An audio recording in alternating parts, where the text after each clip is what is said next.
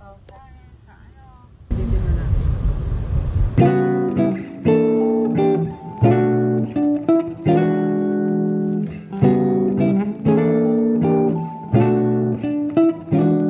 Hello for today's vlog.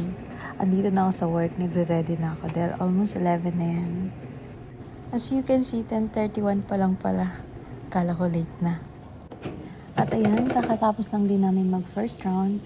Wash lang saglit ng kamay and then magre-report na. Kahit hating gabi na, nakakaramdam ako ng gutom dito. Buti na lang dahil family day dyan, holiday ng Canada. Nagbigay sila ng cake, like cake balls ata. So, tinikman ko, sobrang tamis. Malasa siya, pero nakakasuya din. Ayan. Masarap. At habang kinakain ko yan, naalala ko si Bria. Gusto ko sana siyang turhan dahil marami-rami naman yan. Kaya lang, naisip ko, sira pala yung ngipin ng anak ko. Sobrang tamis. Ayokong nahihirapan na naman siya dahil masakit na naman yung ngipin. So, ginawa ko after that, kumain lang ata akong 2 peraso. So, tinapon ko na. Sobrang tamis, promise. Napaka-sweet. Kasing sweet ng jowa mo, Char. Pero sa totoo lang, dito sa Canada, napaka-importante ng ngipin. Napakahirap pagka may bulok ang ngipin mo, sumakit ang ngipin mo, pag kailangan mo magpa-cleaning ng ngipin mo. Kung wala kang benefits, Diyos ko, mamumulubi ka sa sobrang mahal. Kaya kailangan alagaan mo yung ngipin dito pag nandito ka sa Canada or kung saan ka mang halupalop manggagaling. At ayan, pinasilip ko yung hallway. Napakatahimik na gabi. Sa kabila naman, ayan, lahat ng mga residente that time, tulog na. Around 3 o'clock na ata yan. So, ayan, kakagising ko lang. Kakatapos lang ng break time ko. Like, 1 hour yung break time namin every each. 2 kasi kami every duty night shift. Then, nag-aano ako ng 10 minutes para i-ready ko yung sarili ko. Ayan.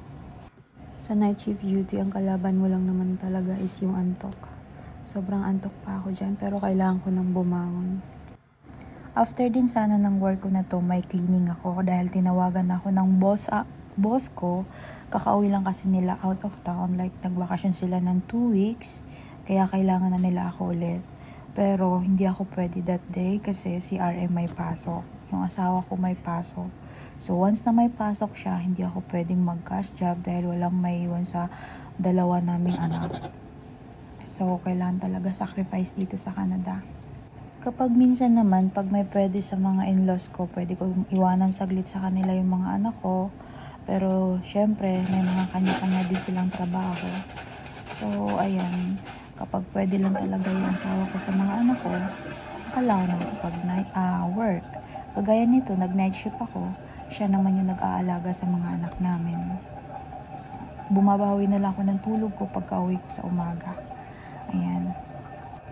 Tapos, pagka-uwi ko naman sa umaga, siya naman yung papasok. Hala, ganun talaga. Nagkikita na lang kami sa mata namin. Ganun dito. Ganun yung reality sa Canada. Kaya kailangan, kapag nandito ka, kailangan hindi ka maarte. Malakas ang loob mo. Kailangan hindi ka mahina. Kasi kapag mahina ka, hindi ka pwede dito sa Canada sa totoo lang. At ayan nga, nambuskag na yung mga kaspa ko sa sobrang stress sa buhay. Pero wala, no choice tayo, ganito yung buhay. Ito yung reality. Kailangan palakasan na lang ng loob at i-enjoy ang bawat sandali, oras habang malilit pa yung mga anak natin.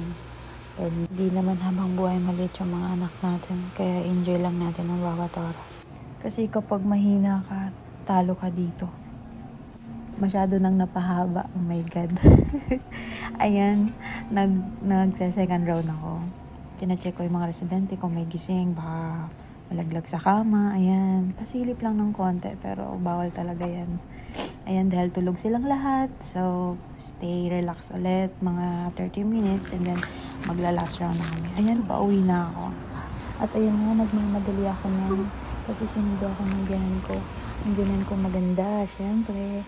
Thank you so much, me, kasi nagpresenta ka pong sunduin ako. Kailangan ko kasi makauwi agad dahil si RM umalis na ng bahay. 6 o'clock kasi na umaga ang pasok niya. Kaya kailangan ko nang makauwi. Buti na lang pwede akong daanan ni Mami. Mapapabilis dahil may kotse. Ayan, mga 13 to 15 minutes ata nasa bahay na kami kung hindi kami nakakotse. Abutin ako ng 40 to 15 minutes bago makauwi ng bahay dahil rush hour morning, lahat ng mga tao papasok sa trabaho. Kaya malaking tulong talaga pag may sasakyan ka, lalo na pagkagaya niyan. May emergency na kailangan makarating ka agad o makauwi ka agad sa bahay. Nakakaya nga kay mami dahil nga may pasok pa siya dapat niyan. Dapat 6 o'clock or 7 o'clock na sa part-time na siya. Kaya maraming thank you po, Mi. Sa ulitin po ulit. Ingat ka po palagi. God bless. At maya-maya nga niya, nasa bahay na kami. Hindi ko na nabidyuhan paano ginayakan yung mga bata. Dahil rush hour, kailangan ko nang mahatid agad si Bria sa school dahil malilate na siya. So, paano next time ulit? Thank you so much. Babush!